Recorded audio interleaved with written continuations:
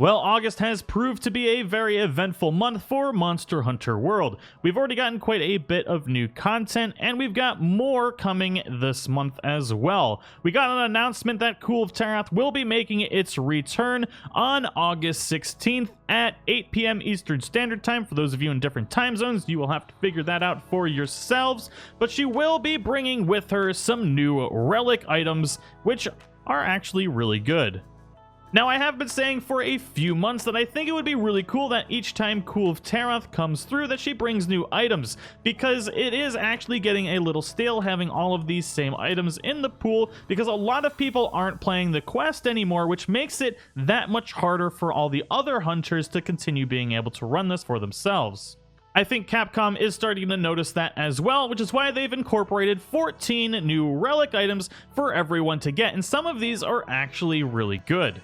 I think it's really great that Capcom has probably noticed the lack of participation in Kulve Taroth events, and incorporating new items will hopefully gain an influx of new players and old players all working together for this fight, because I've tried to join a few on my own and it's been a bit of a disaster. Now, I really hope that they will look into maybe incorporating armor pieces. We know that Kulve Taroth will acquire anything that's metal, so I'm really hoping that later on they might start incorporating some of these metal-based items and we'll see augmentations on them, you know, gold layered armor with additional defense or armor skills. I think it would be a really cool way to utilize some of the equipment we already have and get people more interested in the Kulve Taroth raid, because it is actually quite enjoyable and it's a really great idea. Now, we do know what new relic weapons will be available in this modified Kulve Taroth raid. They've been posted for about 2 weeks now, and I haven't put them on the channel because I was a little nervous because of things that have happened with Capcom before, but a lot of channels have covered this already, and I do want to share it to all of my viewers because I will be doing Kulve Taroth hunts,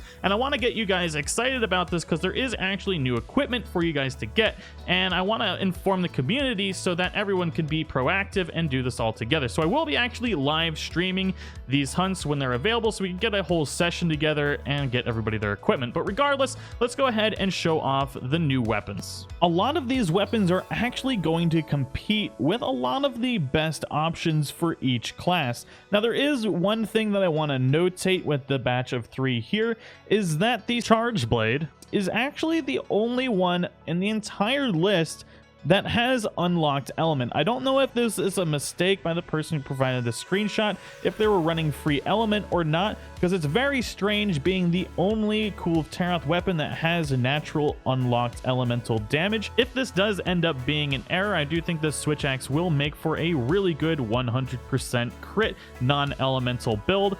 Also, all of these weapons do have at least plus 20 defense on there, which I think is an overlooked bonus that is actually really good, especially when taking into consideration possibly G rank in the future and Arch-Tempered Elder Dragons.